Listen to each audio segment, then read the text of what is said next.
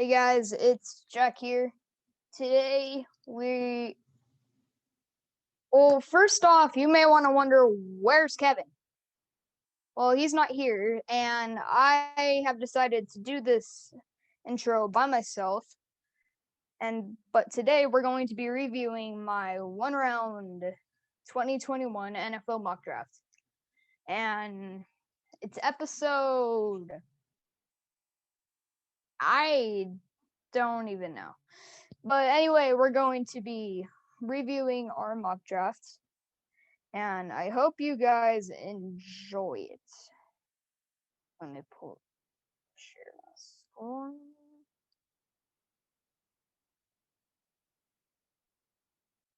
And shared. All right. So first overall pick, I've got Trevor Lawrence.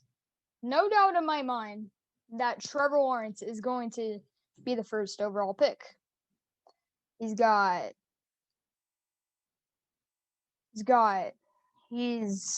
pinpoint accuracy, smooth footwork, refined technique, and elite athleticism, according to Danny Kelly and his big board with the Ringer. My second overall pick, however, is going to be Zach Wilson, also a no-doubter, also pretty much a no-doubter. He's got pinpoint accuracy, smooth footwork, but he's also got some instinctual playmaking that could really help the Jets in the future to replace Sam Darnold. And third overall pick, I've got Justin Fields. And Justin Fields got pinpoint accuracy, arm strength, and infinite upside. Basically just a souped up Dak Prescott. And fourth overall pick, however, is going to be Kyle Pitts, Falcons tight end. And this guy is basically one of those tight ends who basically gonna be, if Randy Moss was a tight end, this is basically who it would be. Infinite upside, rare versatility, sure hands, and refined technique. And draws comparisons to Darren Waller because he's speedy and he has some pretty good hands. Fifth overall pick, I'm not going to go with Penei Sewell for the fifth overall pick just because I think the Bengals need a receiver more. So I am going to take Ja'Marr Chase with the fifth overall pick. And this is because he's got the playmaking, the hands, and the quickness on the short routes, such as the slant, drag, all of the stuff. All of the good stuff. Physically dominant and 6'1", 200 pounds.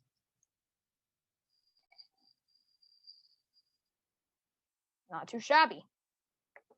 Sixth overall pick, I've got the Dolphins, they didn't get their star receiver in Ja'Marr Chase, but they decided to pick up another receiver in Jalen Waddle. Now, this guy I enjoy because he's got the athleticism, the speed, and the route running. He's got it all. 5'10", 182. A bit on the small side, like somebody we're going to get to later, but he's got some really good upside behind him. Although he did get injured last year, and it kind of messed up their thing. Seventh overall pick, Lions are the ones that steal Penei Sewell. I decided not to do trades in this draft, kind of because I didn't want everything to mess up. But Penei Sewell, he's got bulldozer power, the technique, the footwork, and the frame. He's 6'6", 325, but he's the sort of guy that you want on your blind side when Jared Goff is gonna. He did get sacked a lot in Los Angeles, but I think Penei Sewell can make a difference with Detroit. 8th overall pick, everybody's expecting that Trey Lance gets picked here. But no, the 8th overall pick is going to go to Patrick Surtain. And he's a cornerback, the son of Patrick Surtain Sr. And he plays pretty much just like him. He's got the footwork, the coverage, and the technique.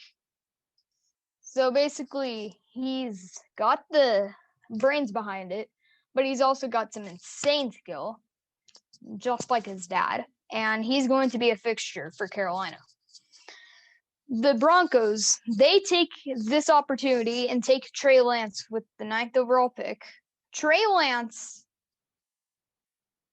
is, I don't know how to explain him, but Trey Lance, you could say he's a mini Josh Allen. Yeah, he's got the athleticism, the huge arm, and the upside. 6'2", 225. The only question is that he has not played much football, only 20 games in his career. He played one game at North Dakota State last year, and because he opted out of the spring season. But Trey Lance is going to be the guy for the Broncos. 10th overall pick is Rashawn Slater, and I'll tell you why.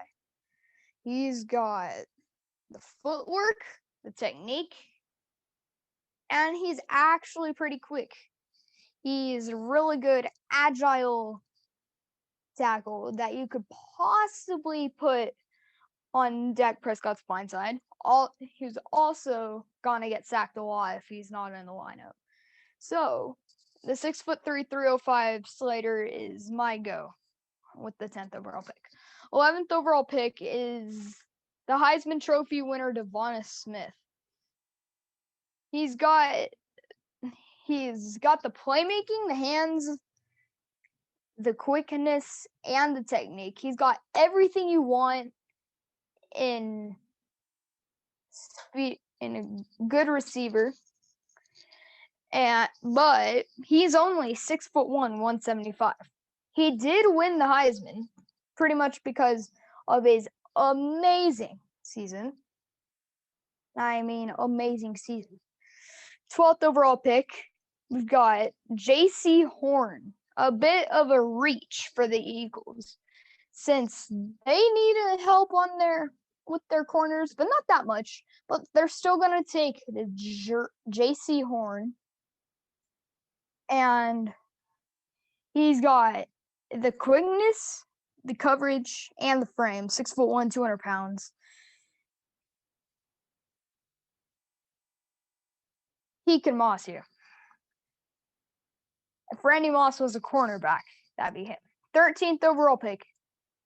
The Chargers take Christian Darrisaw, an offensive tackle that's got 6'5", 314, a junior out of Virginia Tech.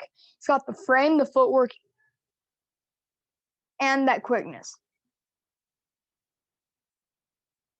So Christian Darrisaw, he's probably going to help that needy offensive tackle position that will reduce the number of sacks on Justin Herbert, because they want to keep him healthy because he's young in his second year, and they don't want a sophomore slump from him. 14th overall pick, I've got Kwity Paye from Liberia. He's got 6'4", 272 pounds. He's got the athleticism, the quickness, the talent, and the upside. He's got all that you want in a big, powerful edge rusher. So Kwity Paye is my go for the Vikings. And then this is probably one of the biggest surprises of the first round. Mac Jones has fallen down to the 15th pick. The Pats have the 15th pick. Guess who they need? A quarterback.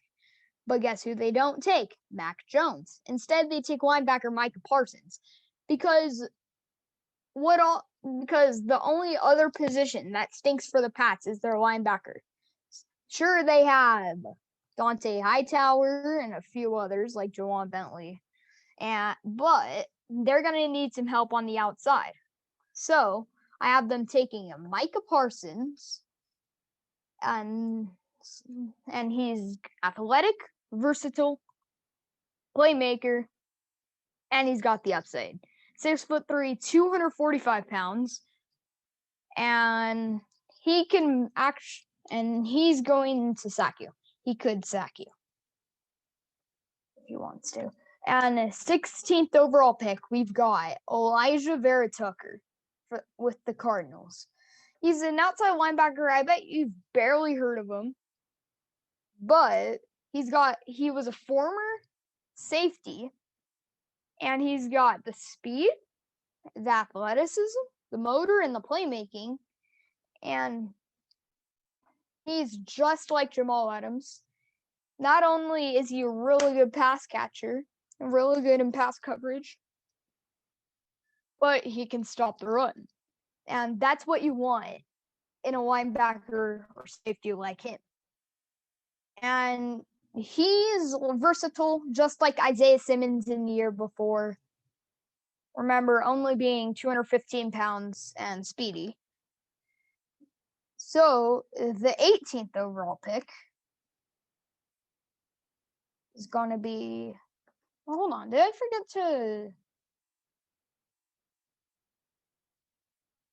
Oh, I forgot to do. Actually, Elijah Vera Tucker's a tackle. He's got footwork, technique, and versatility. What you want as a Cardinal. But I got to the 17th overall pick, which is Jeremiah Owusu-Koramoah, and he's the one with the speed, athleticism, motor, and playmaking. Sorry, this is like the first ever show I've done by myself. 18th overall pick, we've got the Dolphins get their second overall pick. They had originally traded down 9 spots and then traded back up 6 spots. So they had that 6th overall pick, but they get another pick, 18th overall pick. They get Jalen Phillips, could possibly be one of the dark horses of this year's first round. He's got the upside, he's got the frame, he's got the talent. 6'5", 265 pounds. And he's got the athleticism, and everything that you want with an edge rusher. 19th overall pick, the Washington football team takes Tevin Jenkins. Tevin Jenkins is somebody that you may not have heard of much either. He's a right tackle, our first right tackle taken. He's got power, motor, and versatility. What you really want as a right tackle that could possibly play left. And he got the brains behind him as well, because he has a really good mentality as an offensive lineman. And this is the best right tackle in the draft this year. And finally, with the 20th overall pick, we get Mac Jones. The reason I have Mac Jones falling this far is because other than the footwork and accuracy, he does not have the physical ability. He's only 6'3", 215. He does have really good accuracy. He's basically kind of a young Matt Ryan. He's good, but he just doesn't have the physical abilities like these other quarterbacks like Justin Fields, Zach Wilson, Trevor Lawrence, all of them. 21st overall pick is Caleb Farley. This is he kind of fell, but he's got the frame, 6'2", 207 pounds. He's got the coverage and the athleticism. what you really want in a defensive back that knows how to play the position, but also be very tall with it. Because 6'2", pretty good for a corner. 22nd overall pick. He's been a bit unheard of the past while, but he's got some upside to it. His draft stock's been coming up. His name's Greg Newsome. He's got playmaking, coverage, and the technique. And he's got all of the tools you want as a corner in the Titans organization. The Jets, their second pick, they decide to go defense here with Azeez Ojulari. Sorry, it's really hard to pronounce his name. I usually get it mixed up with Ojulari, but it's Azeez Ojulari. He's talented, he's quick, and he's got the motor. 6'3", 240 pounds, but they could possibly use him in the middle. They could possibly use him as a middle linebacker in pass coverage with the versatility that he has. Okay, and then the 24th overall pick, we've got Samuel Cosmi. The first pick to be projected outside of the first pick to be projected outside of the first round. Sam Cosmi. He may be second overall talent, but in my mind, he's a first rounder because the Steelers need many positions to work on. So Samuel Cosmi, let's see if I can find his name.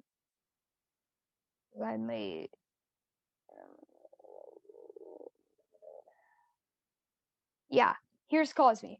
So he's got the quickness and the footwork. He's 22 years old, redshirt junior, 6'7", 310. And with the height, quickness, you would want him as a run blocker and a pass blocker. So Cosmi is you could say utility tackle. That's what I would call it. And then 25th overall pick, we decided to get Trevor Lawrence's first weapon here with Rashad Bateman, middle linebacker or receiver, sorry, with the Minnesota. He is an aggressive catcher, showed shades of Michael Thomas with the frame, the hands, and the footwork. 6'2", 210. So he can catch the ball really well.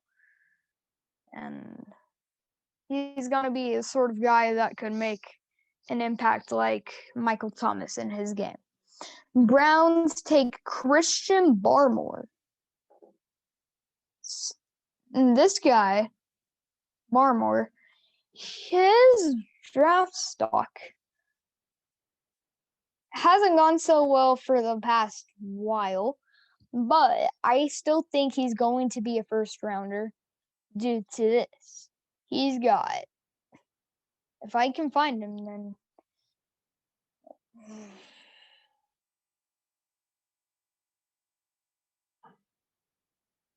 he's got the frame, the power, the quickness, and the talent.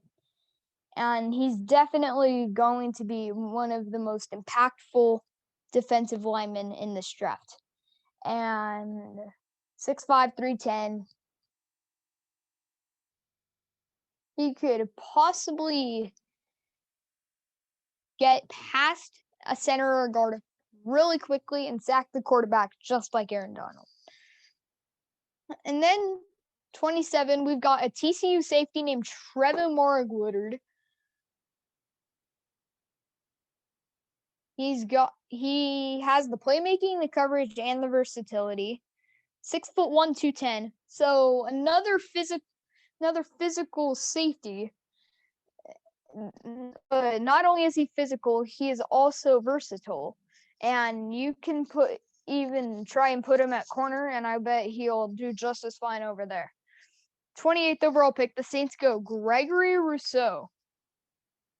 He's got frame, talent, and upside. 6'7", 265. He is speedy. He could be one of the fastest edge rushers in the league. And yeah, he's got the upside with him. 29th overall pick, possibly one of the fastest players of this draft. We've got Kadarius Toney, 5'11", 190.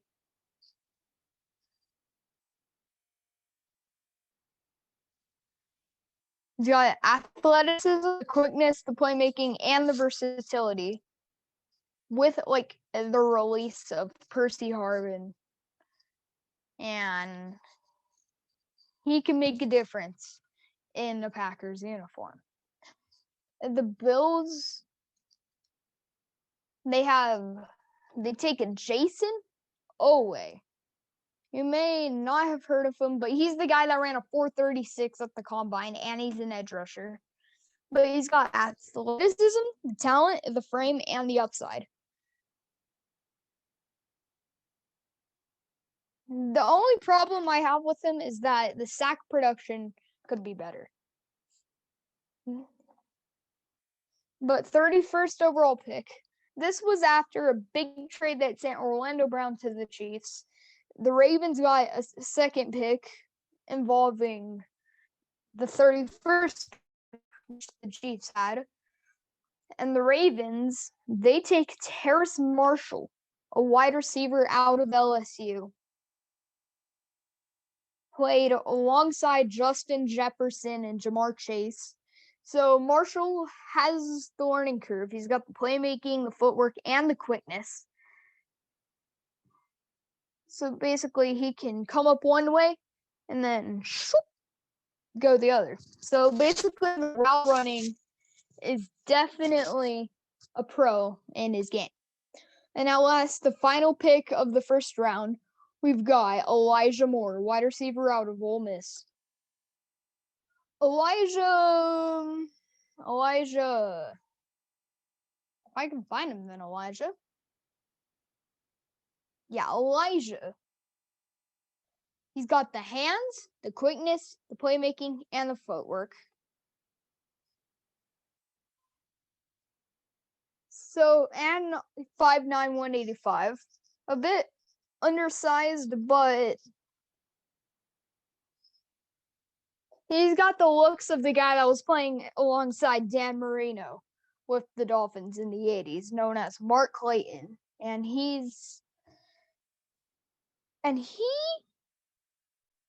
I watched this episode. I watched this TV show. It's called The Sin Ole Miss Football. And Elijah Moore, he was making insane performance. And he has first round talent, and he's got the whole bit. And that is my I'm gonna stop sharing. And that is my first round draft. Guys, be sure to like and subscribe down below. And also follow us on Twitter, Facebook, Instagram, and wherever you can find the Paradox of Sports podcast. See you guys next week.